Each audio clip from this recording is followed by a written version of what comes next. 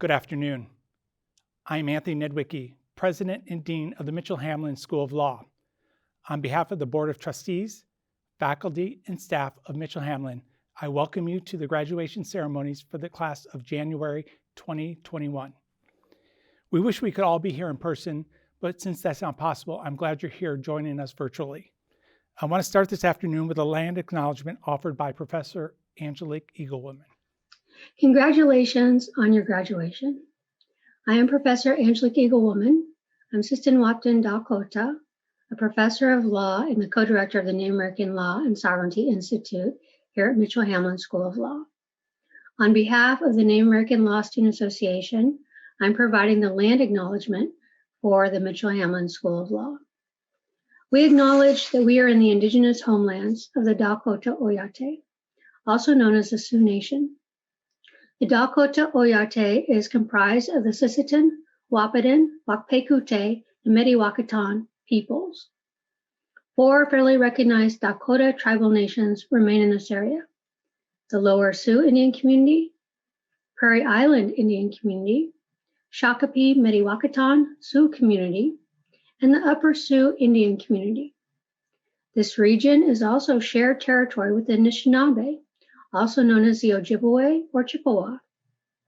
7 federally recognized Ojibwe tribal nations remain in this area: the Boys Fort Band of Lake Superior, Chippewa, Fond du Lac Band of Lake Superior, Chippewa, Grand Portage Band of Lake Superior, Chippewa, Leech Lake Band of Ojibwe, Mille Lacs Band of Ojibwe, the Red Lake Nation, and the White Earth Nation. We acknowledge the Ho-Chunk Nation and their historic relationship to this region. We appreciate the ongoing stewardship, spiritual connections, and lifeways developed in these homelands upon which this law school sits. We also acknowledge and thank the diverse indigenous peoples whose footsteps have marked this territory and have joined into community here in this region. Again, congratulations on your graduation.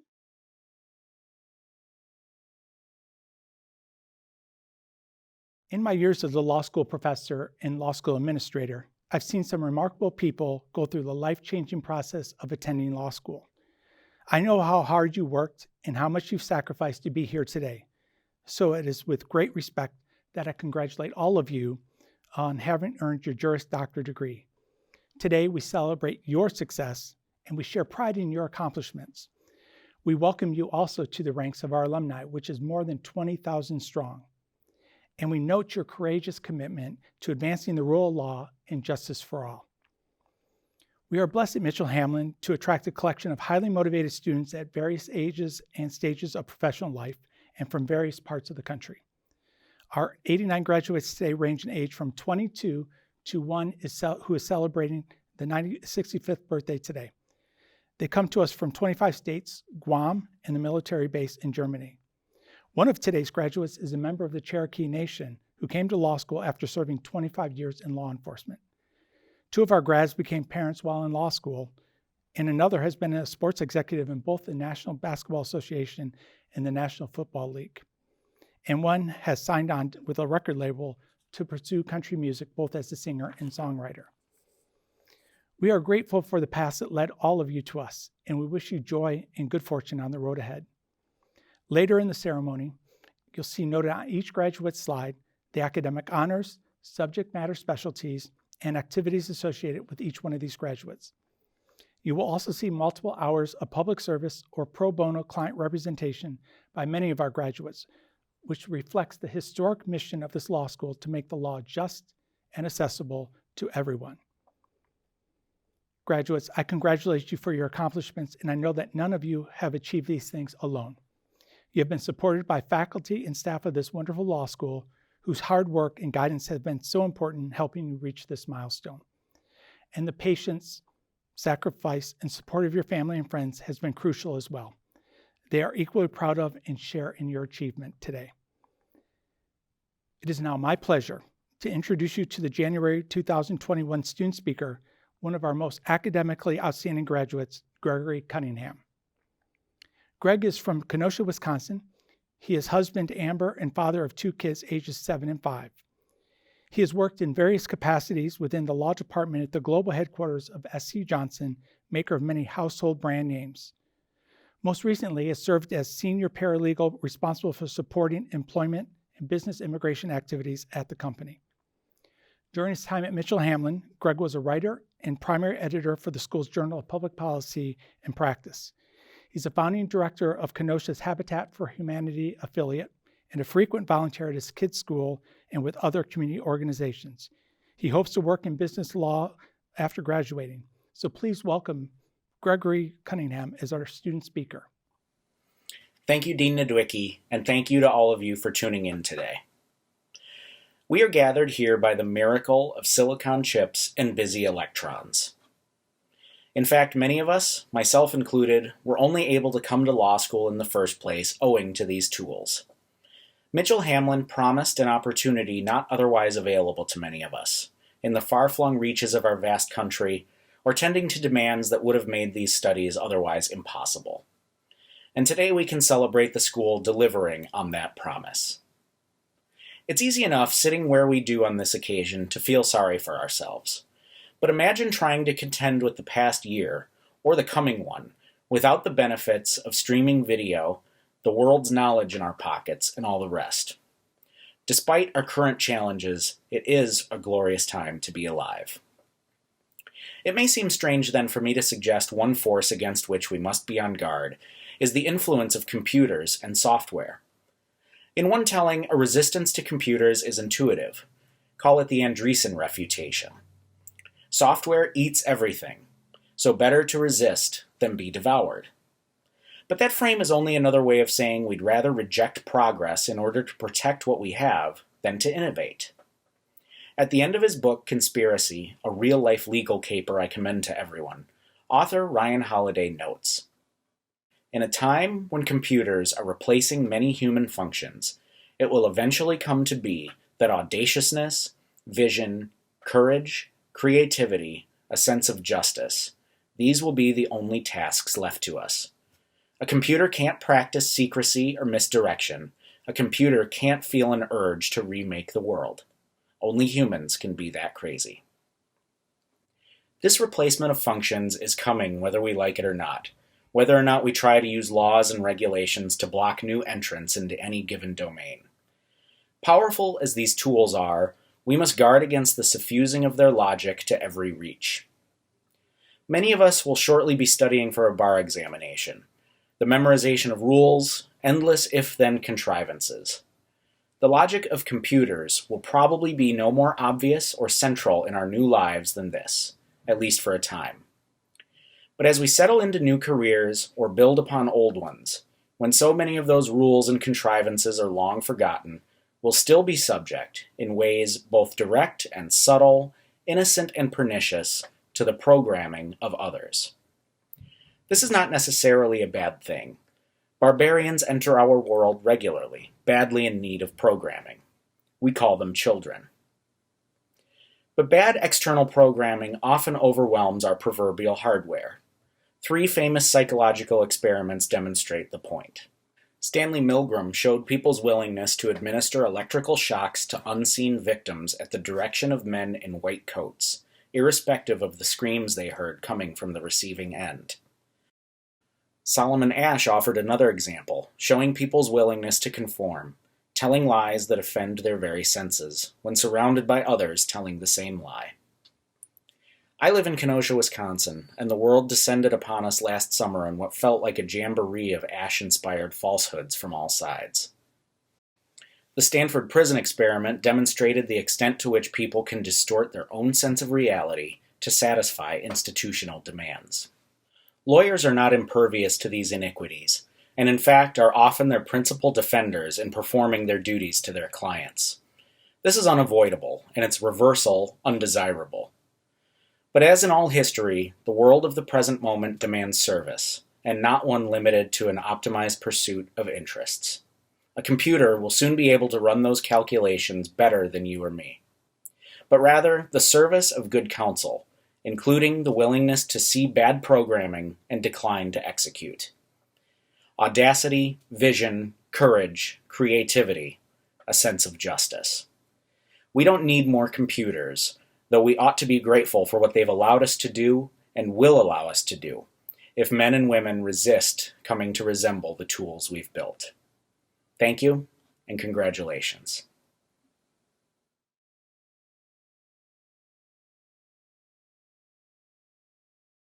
Thank you for selecting me to give the faculty charge. This is such an extraordinary day for you, your family, your friends. I'm honored to be able to share this moment with you. I'm also a little bit concerned. In talking with several of you over the last few days, it seems that many of you are already worrying about the next steps in your legal journey. Well, I'm here to encourage you to focus today on graduation and what it means. This is a big deal. This is one of those milestones that defines our lives. This description of you will last forever.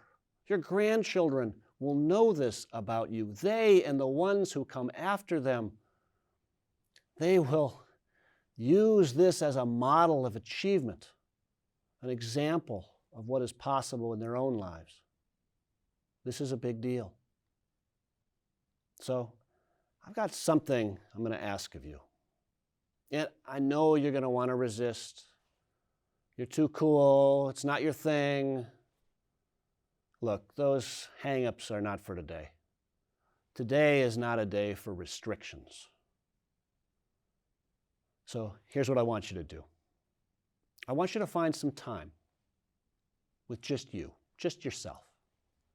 And that might mean you've got to go for a walk, or maybe it's lying in bed and you're preparing to sleep, but just you. And I want you to say out loud 3 words. I did it. I did it. Now, if you can't appreciate why I'm asking you to do this, and you have forgotten all that you've done to get to this moment, reading all those cases, preparing all those outlines, crafting all those paragraphs, the final exams, the Zoom sessions, the group work, the stress, the fear. Yeah, the fear. I was there with some of you for that fear. Do you remember how many times you doubted yourself? Well, here you are. This is the moment you were waiting for. You have graduated from law school. Now, of course, you didn't do it all by yourself. Nothing we do of major achievement is ever done on our own. So I got something else I'm going to ask of you. And maybe it's going to be your parents. Maybe it's your brother who came over all those times to watch the kids so you could study late.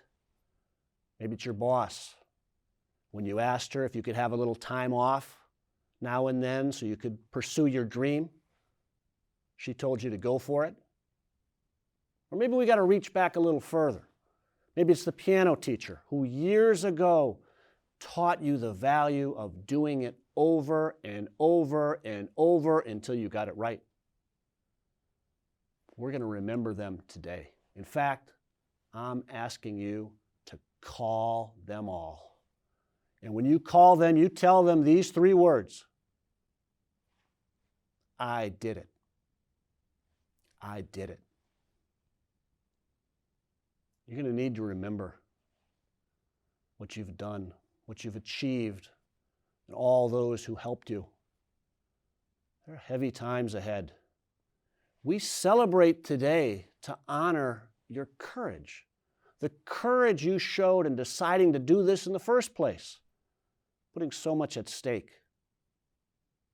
the courage to do all that work. We got to remember what you've done. Hold on to those memories. There are times ahead when you're going to need to remember all that you are capable of. You are entering a legal system still with so much work to do.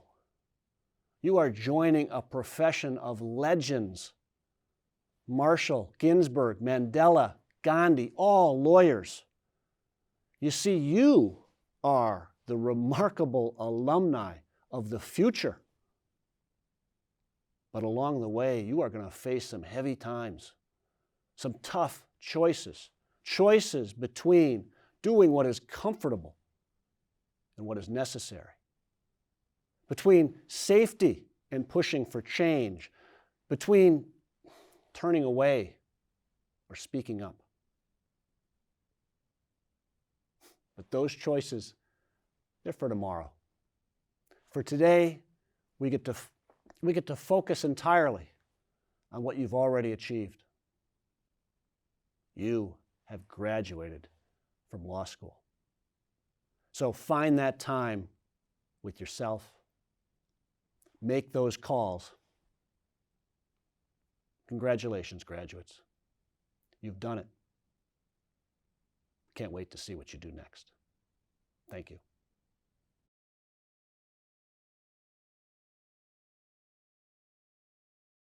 It is now my privilege and honor to introduce our keynote speaker, Chris Montana. Chris is a 2013 graduate of Hamline University School of Law and joined the Mitchell-Hamline Board of Trustees in 2020. He is the founder and owner of Du Nord Craft Spirits in Minneapolis, the nation's first Black-owned distillery. In the past year, Chris has become a recognized leader in an effort to support and rebuild his hometown of Minneapolis through the COVID-19 pandemic and the unrest following the killing of George Floyd. He made and donated hand sanitizer last spring as the pandemic was beginning to spread. And after Du Nord was damaged in the aftermath of Floyd's killing, Chris and his wife, Chanel, turned their warehouse into a food bank and then started a recovery fund to help other minority-owned businesses that had been damaged. Chris's work has been highlighted by Minnesota Governor Tim Walz, as well as media outlets like the Star Tribune and Huffington Post. He is a perfect example of the values and good that so many of our alumni regularly exhibit. He is a perfect example of our alumni who are meeting the moment. I'm honored today to introduce you to our keynote speaker, Chris Montana. Greetings. My name is Chris Montana. I am a dad, a husband, and on the side, I own a micro distillery in Minneapolis. And you're probably wondering why you're not hearing from an accomplished lawyer who's been working in the field for 20 years and is going to impart deep words of wisdom on you. I was wondering the same thing when the dean asked me to do it. I think perhaps the reason is because not everyone leaves law school to go practice law in the traditional sense. The diaspora of experience is much broader than that, and perhaps he was trying to focus on that. Whatever the reason is, we're here now, and I trust his judgment, and we'll see if he trusts it after this is all over. But I want to take advantage of the time that I have with you, and I don't have much, and so I want to jump right into it. The first thing that I think would be valuable to do is to picture an attorney and get that picture in your head, and and your brain will fill in the blanks: what they're wearing, probably how they walk, how they talk, and maybe how they act, what kind of car they drive, whether or not they play golf. Get that picture in your head, and then take a step back from it and ask, was that picture you? Were you looking at yourself, or were you looking at some other version? I asked that question to you, and if I'm honest, if I were asking it to myself when I was sitting in your shoes, it wouldn't have been me. That image of an attorney would have been somebody else. Some idea of what an attorney is like, what they do, and there'd have been a pretty good distance between where I was and that person. They didn't talk like me. They didn't look like me. They played golf. I hate golf with a burning passion. And I was on a path to, because that was my image of who an attorney was, I was on the path to spending my career in the law, as brief as it was, trying to comport to that image. And I mention this because perhaps for you, it was you, in which case I'd love to shake your hand. But there's a disconnect in our industry, in the practice of law. But it's so easy to get that picture of that lawyer in your head because there are models, where there's archetypes, and they come from everywhere. They come from popular culture. They come from maybe other attorneys that you know. However they are built, they get ingrained in our heads, and we can pull them up really easily. Like I said, I'm not a practicing lawyer. I come from the business world, and in the business world, we think about marketing all the time. And there's a fascinating study, and you can Google this, you can find it, where they took a person and they had them look at a brand that they knew, and they're doing brain scans during all this and imaging the brain. Then they had them look at a brand that they didn't know. As you can probably imagine, when they looked at the brand that they knew, there's almost no brain activity. But when they look at the brand that they didn't know, the brain lights up, right? When you know something, when you have that easy model, it's already ingrained in you to a point, your brain doesn't have to work that hard. And from a business perspective, that's what we want. We want people to know our brand so well that they don't have to think about it. But from a law practice standpoint, and from a quality of life standpoint, we don't want our brains to be docile. You got this far because you got a good head on your shoulders, and you ought to use it. And so when we use those models that exist, when we try to make ourselves into that version of an attorney that we think we should be, we often miss the mark, because you can never live somebody else's life. And in the long run, it will have an effect on your happiness. And that's the first thing. And if I leave you with nothing else, there's 2 points here. The first one is you got to focus on you, because this industry can chew you up. There's I think USA Today publishes a study of the job satisfaction, right, by career. Top 25, you can guess who's not in it: attorneys. Number 1, by the way, is genetic counselor. I think number 2 is mathematician. Number 3 is a professor. But if you were to draw a line through that top 25, what you find are creators, people who are building things, creating things, and you'd also find people who are helping people. And you should already think of a disconnect there, because isn't that what attorneys do? Aren't we a thinking profession? Aren't we creators? And we do nothing if not help people achieve their goals. But I think my argument, at least, for why we don't make that job satisfaction list, but these other jobs do, is because of those models. Because we have an idea of what an attorney is, we try to fit that model. And so we're not coming from a place where we are able to be our true selves. And so I want to make sure that you walk away from today knowing full well that you have the power to define what type of lawyer you are going to be, and what kind of, how you're going to present yourself to the world. You don't have to play golf, but you can. You don't have to, be super buttoned up. You can have pink hair and a nose ring, right? You have the power to choose that. And it's only when you are being your true self that you're going to be a good advocate for other people. And it's the only way that I think you're going to be able to find happiness in this or any other profession. The second thing, as we're talking about the power you have to define your own career, we should also talk about the power that you have by now being a part of a smaller class of people in our country who knows the law and at least the operation of the law.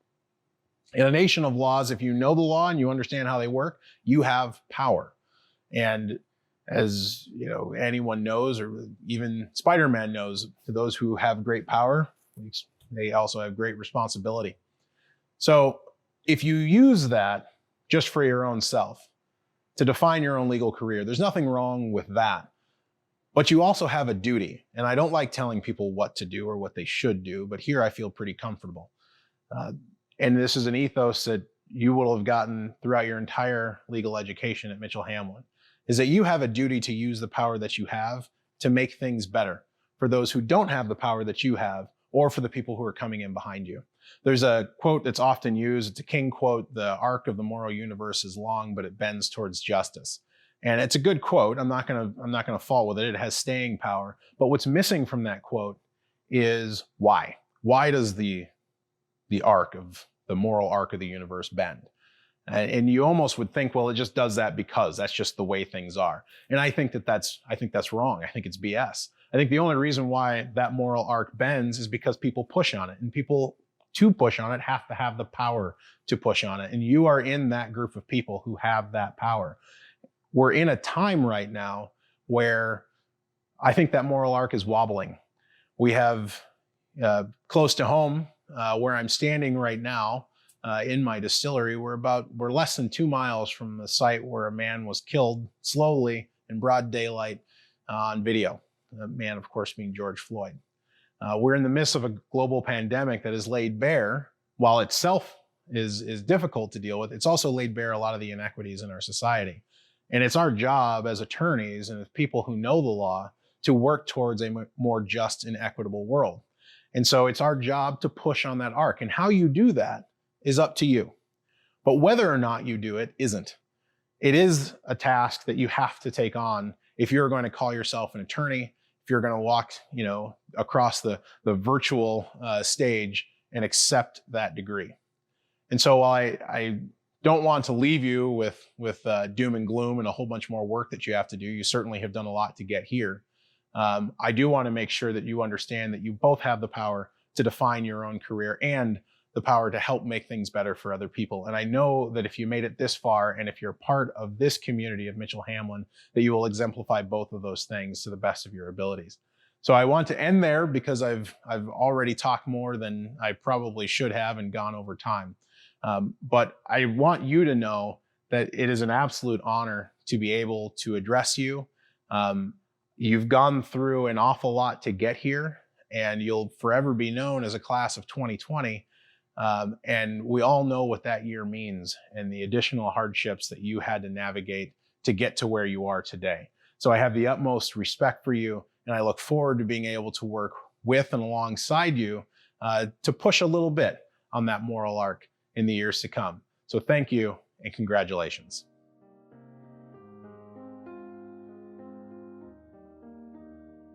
Lily Elizabeth Quinlivan Ansell. Wendy Baudouin. Jennifer M. Brown. Joshua D. Franklin. Nicole C. Geffrey.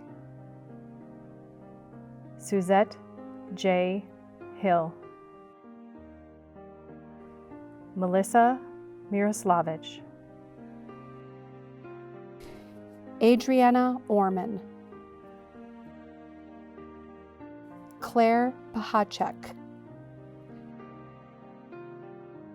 Chelsea Reinartz. Christian Shope. John Spalding. S.J. Spitzer. Amanda Alekplim Tosu. Brianna M. Walling. Shirley Pania Shang.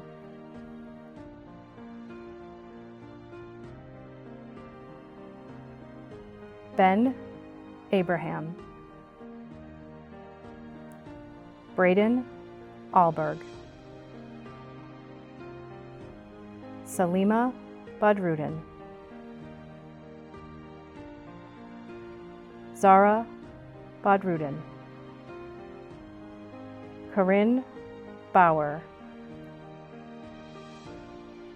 Isa Josephine Borda Baza, Cody Benz, Chantel Bergquist, Peter Black, David Barukowitz, Charlene Brody, Gary Brown, Patty Buell, Joseph Berger, Danielle T. Bisduck, Caleb Carr, John P. Chamberlain,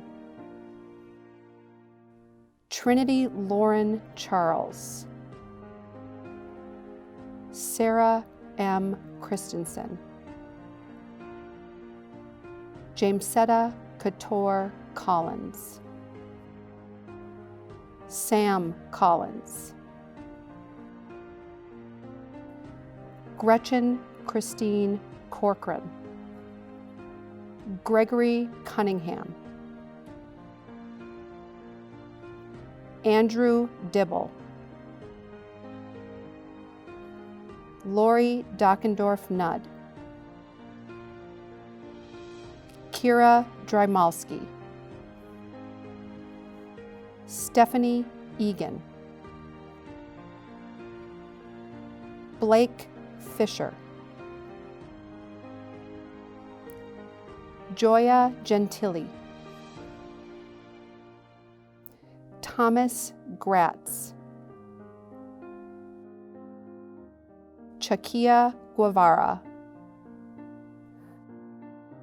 Aretha Lynn Haynes, Pamela Hill, Ethan Robert Hohenadel, Timothy J. Humphreys, Benjamin Hurst, Stephanie Jasmine, Alicia Jelliff, Jessica Johnsrud, Elizabeth Kantner, Catherine Kello, Marissa Lee, Crystal Amy Marlene Lemmer, Brady Long, Dr. James Lowe, Carly Ludwig, Patrick Mickler, Karen McCoskey Miller, Angelica Moline, Rose Monhout, Brandon Edward Moore, Christy Ann Morrison, Dududziel Endlovu, Thomas O'Brien, Riley O'Rourke, Kemp Phelps, Eric Wayne Phillips, Tiffany Lynn Phillips, Jessica Bruzel Pimentel, Mario Pizzamilio, Robin Diane Ritter, Aaron Robinson, Hannah Royce, Tim Ryan, Chad Sari, Katrina Smith, William Squire, Kimberly Reed, Aaron Sternhagen, Amanda Stokes, John Peter Swart, Kaylee Jordan Thompson, John Van Nerden, Michael Wall, Kelly Ann Wambold, Mike Wells, Robert James Whitsitt, James Wolfe, Dean Yoakum,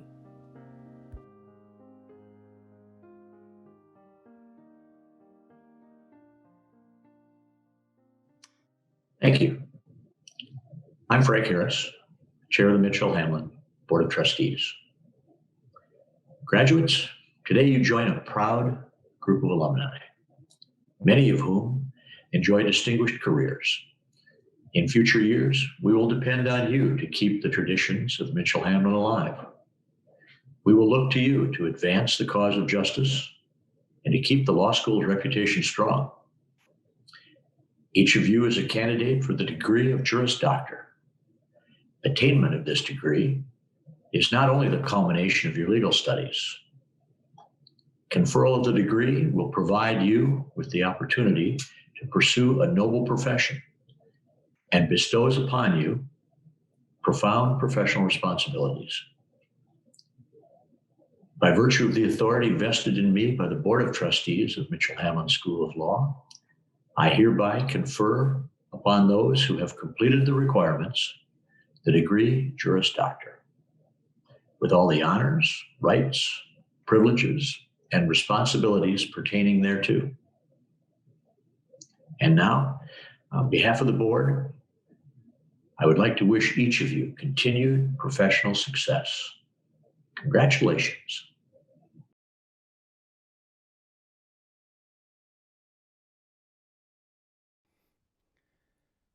Congratulations once again to all of our graduates, and thank you to all of you who were here today. This is my first graduation at Mitchell Hamline. I wish there had been more time and that we weren't separated by COVID-19 so that I could have gotten to know each and every one of you a little bit better. But regardless, I still want to leave you with this very personal message. Don't forget why you came to law school, whether it was to change the world, correct an injustice you experienced in life, or to make a career change. And keep that in your mind throughout your career. And as we move out of this pandemic, be sure that you use your law license in a way that makes this world just a little bit better. With your legal education, all of you have the ability and power to find ways to make positive change in our world, our nation, and in our communities. But this power, the power of the rule of law, is not just a tool to use, but also comes with an enormous responsibility and duty. Every case you take gives you the awesome task of advocating for your client. And that client, as we must always remember, is a real person, not just a name on a docket. These folks have lives, they have families, they have hopes and dreams. As you move through your career, always remember that the work you are doing, no matter how big or small, will impact somebody's life. That is the responsibility you accept as you become a lawyer. Accept this responsibility with the necessary seriousness, passion, and focus that our country and your client needs right now. Our democracy depends on it. Each of you has already taken that first step with your hard work and success in law school. But as you progress in your career, always remember to keep taking that step forward, no matter how big or small. Always strive to help others and to use your talents and skills to improve the world, even if it's one client at a time. I am honored to have been a small part of your professional journey, and I look forward to following your career. Mitchell Hamline is a better place because you're in it. And as you continue your career, please know that the Mitchell Hamline family will always be by your side. So today is not only about what you've accomplished, but what you will accomplish in your career. So I'm so pleased to congratulate you and share this moment with all of you as you embark on the next steps in your career. Congratulations, and now go celebrate this accomplishment with your family and friends.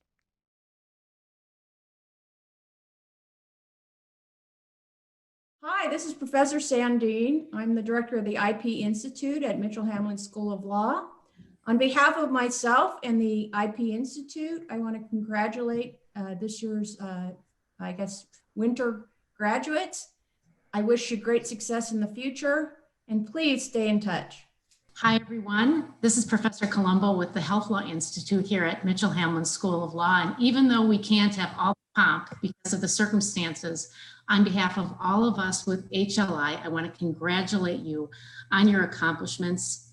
As new lawyers in your community, you're going to have the knowledge to make a difference, the passion to make a difference, and the power to make a difference. We look forward to the great things that you will accomplish over your careers.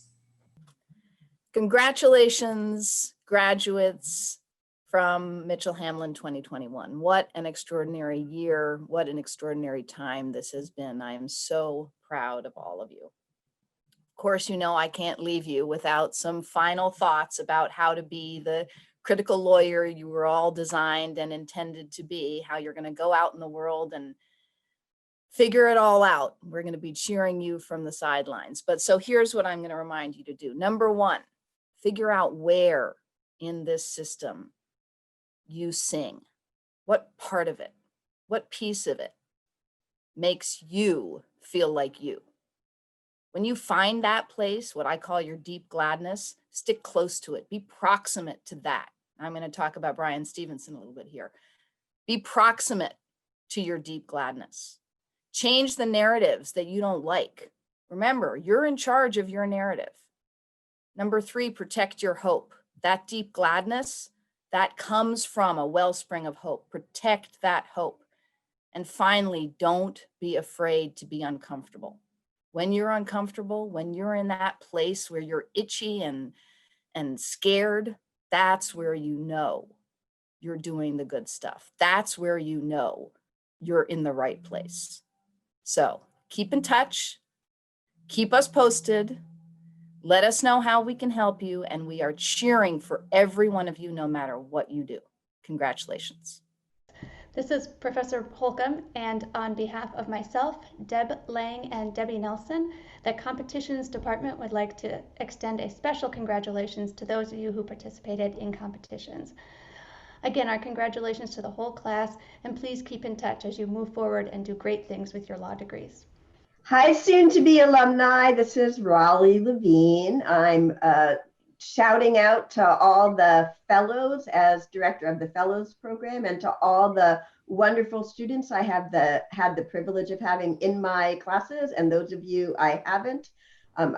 I and the rest of my colleagues are so proud of you for this monumental achievement during a incredibly difficult year that all of us will remember for lots of difficult reasons, but also because you made it, and we're so happy. We look forward to continuing our work with you as our legal colleagues, and good luck. My best to all of you. Congratulations, graduates, and as director of the Dispute Resolution Institute, a special shout out from all of us at the Dispute Resolution Institute to those of you who earned your certificate in conflict resolution theory and practice. We are so proud of you. Hey graduates, congratulations, Mabruk. On behalf of everyone from Academic Excellence, this is a huge accomplishment. Getting your JD, and that's why only a small percent of the population have a JD. There's a reason for that. It's not easy. And as you're preparing for the bar, I want you to remember this huge accomplishment and understand that you have qualified to sit for the bar exam and pass it and practice law and do really well. So, use this to draw confidence that you are ready to forge ahead and make all your dreams come true. congratulations again, and I wish you all the best. Hi, graduates. This is Mark Gordon. I just want to add my own personal congratulations to you. I know you have been through so many changes and challenges during your time at law school, but I hope you realize what an incredible achievement this is. We are all so proud of you, and we all look forward to being able to congratulate you in person as soon as we can. Congratulations. This is Professor Eaglewoman. And with Professor Rutel, I want to offer you congratulations on behalf of the Native American Law and Sovereignty Institute. A special congratulations to NALSA President Patty Bull and all of our graduates. We'll be cheering you on as you enter the legal profession. Please do stay in touch. Well, congratulations, graduates. You have achieved a milestone in your lifetime. You have received a fantastic education from Mitchell Hamline School of Law, an education that you can do so many things with. And so I challenge you to go and make a name for yourself, whether it be a professor, whether it's a lawyer. Go and make a name for yourself and be extraordinary, be an extraordinary attorney. Congratulations. Hi, everybody. Professor Connor Steenberg here. I want to congratulate you all on your achievement. And for those of you who are my students in constitutional law, I look forward to you soon taking the oath to uphold the constitutions of your respective states and, of course, the United States. Congratulations. Congratulations. I'm Allison Burke, and I'm in Alumni Relations at Mitchell Hamline. Tonight, members of our Board of Trustees and Alumni Board have gotten together to record messages to our newest alumni. I'm Donovan Frank. I want to congratulate each of you, and you join the profession at a time when so many people are looking at a young lawyer to provide that promise of equal justice under law. So good luck and congratulations. Hi, my name is Steve Kirsch. Congratulations to the class of 2020. What you have gone through this year is unprecedented, and your resilience has been superb. We wish you the best in your career in the coming years. I'm Alex Beebe, and congratulations and welcome to the profession. We need you, and we welcome you with open arms. I'm Becky Thorson. Congratulations, you did it. We look forward to meeting you in person someday. Great job. Hello, I'm Susan Rode. Congratulations. You have come through a year of fire and you have shown remarkable resilience in your achievements under very difficult circumstances. We all applaud you. I'm Frank Harris, Chair of the Board of Mitchell Hamline. And may I just say again, congratulations to you all. You have done a tremendous job, and we salute you. We hope to see you around the institution as soon as we can all get back together. Congrats. Congratulations to all of you. I'm Fanny Smiller, the president of Hamline University. You are what we need at this time. You are the gift that this society is looking for. I have no doubt, we have no doubt that you will do incredible things. We are so proud of you. Congratulations to all of you. Congratulations. I'm Jim Jacobson, a board member here at Mitchell Hamline. Just a couple words of free advice. Show up, be on time, work hard, have a positive attitude, always be honest and ethical and respectful, and good things will happen from there. Congratulations. I just want to congratulate you. And once again, to reiterate what Steve Kirsch said, it's an unprecedented year. You are an unprecedented class. You will go out and do great things. You have made it through trial by fire this year. So I know your future trials will hopefully not be as difficult, and you will do great and wonderful things in hopefully less challenging circumstances in the years ahead. Congratulations. Congratulations, graduates. I'm Fran Kern, and I'm so thrilled to be able to celebrate your accomplishments online. I can't wait to see what the future holds for you. Way to go. Congratulations, graduates. I'm Steph Donnelly, a proud alum and member of the Alumni Board. Nice job. Huge accomplishment. You did it. Wonderful. Hi, I'm Brian Batsley.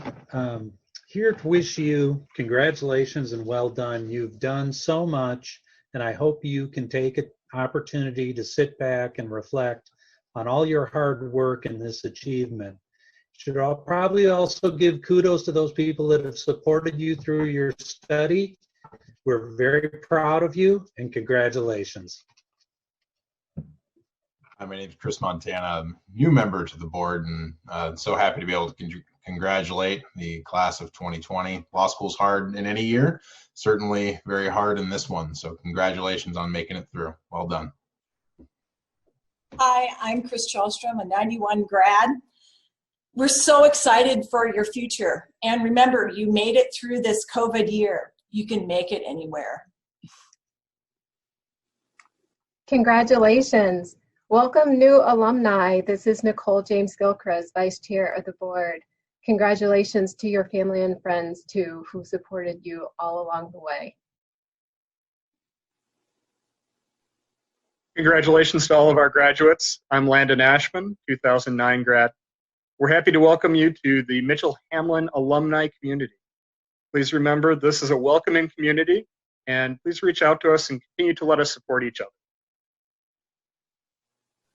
Congratulations, felicidades to all of our new graduates. We're so incredibly proud of you.